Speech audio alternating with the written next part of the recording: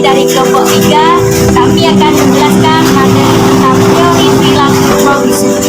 Saya Zara Berjana sebagai pemateri 1, saya Pak Iwan Berjana sebagai pemateri 2, saya Nisatul Mawanatu Salihat sebagai pemateri 3, saya Sulaiman Dia sebagai konsumen, Saya Yakin Abang selaku konsumen. saya Lelia Rizky sebagai penjual.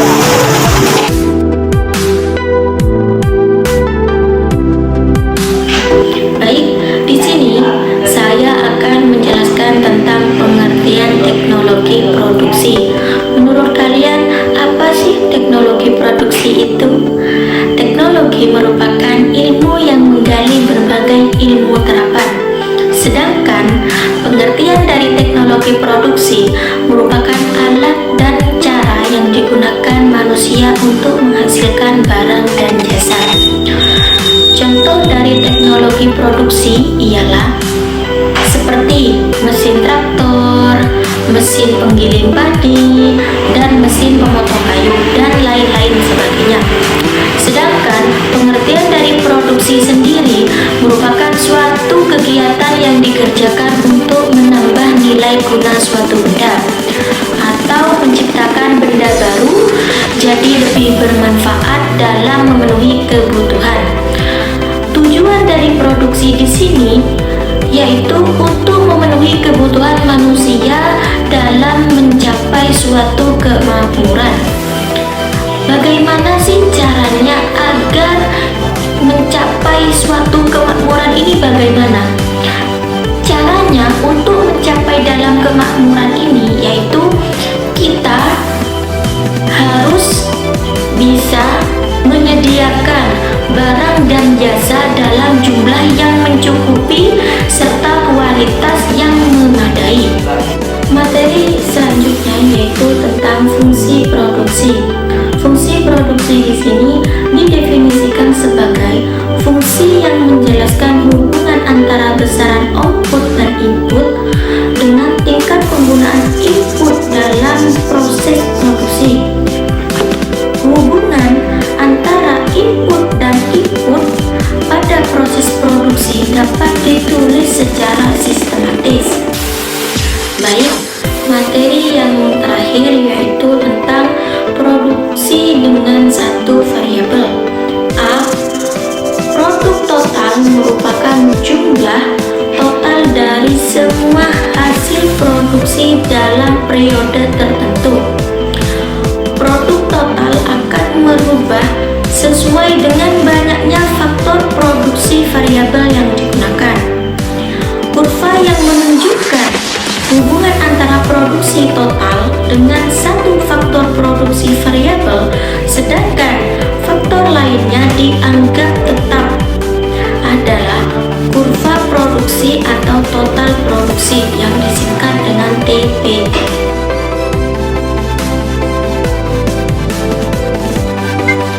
Produksi rata-rata atau average product adalah total produksi yang dibagi dengan faktor produksi yang digunakan selama proses produksi.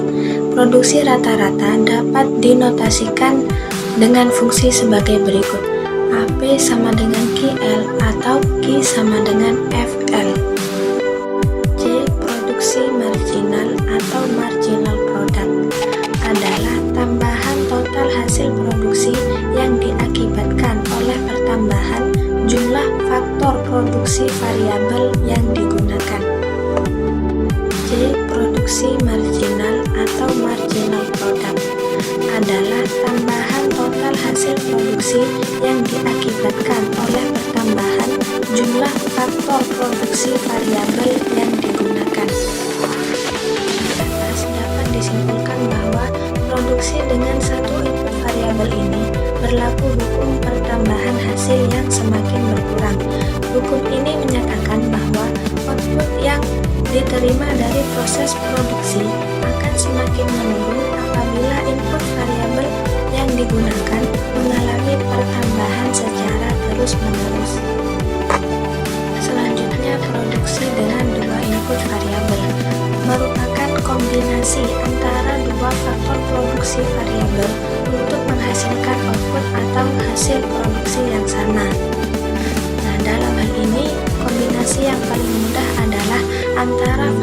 produksi modal dengan tenaga kerja. Jika terdapat perusahaan yang ingin meningkatkan hasil produksi, maka yang bisa dilakukan adalah dengan menambahkan dua input variabel dan meningkatkan produksi atau menambah dua input variabel, yaitu tenaga kerja dan modal.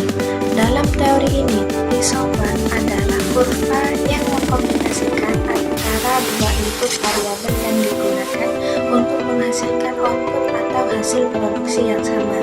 Sedangkan kurva isokos adalah kurva yang menggambarkan besarnya biaya yang dikeluarkan oleh produsen selama proses produksi dalam kurun waktu tertentu.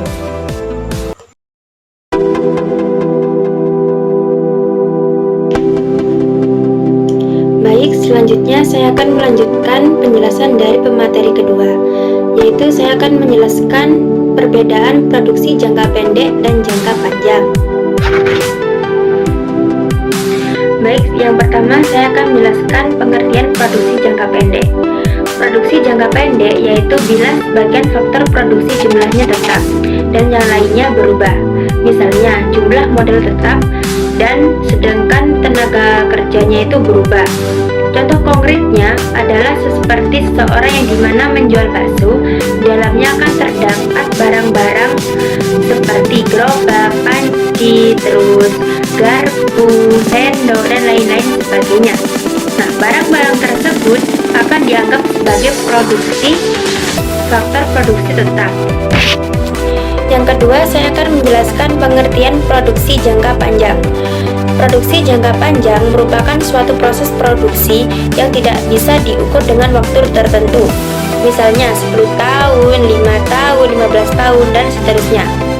Jangka panjang suatu proses produksi adalah jangka waktu di mana semua input atau faktor produksi yang dipergunakan untuk proses produksi bersifat variabel.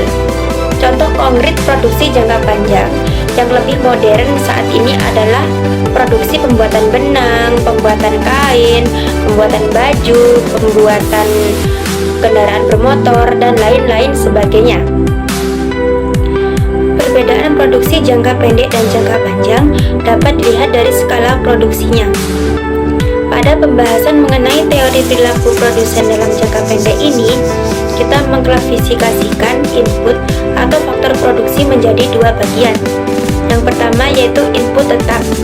Input tetap yaitu input yang tidak dapat ditambah atau dikurangi dalam jangka pendek, sehingga input tetap tidak bergantung pada jumlah produksi yang akan diinginkan atau digunakan.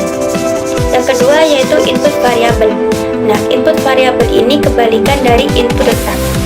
Input variabel ini yaitu input yang digunakan bergantung pada beberapa jumlah produksi yang diinginkan atau digunakan.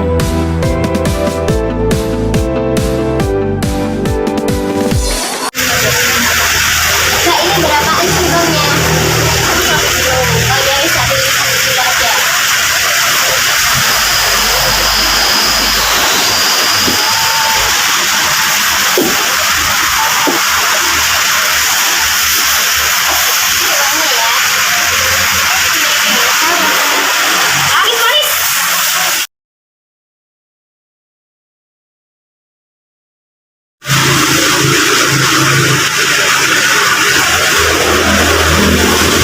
Ini berapa mbak?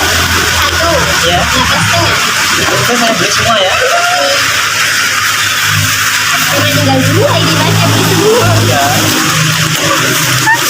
Itu 11.000 mbak ya. Ya. Terima kasih. Sama-sama.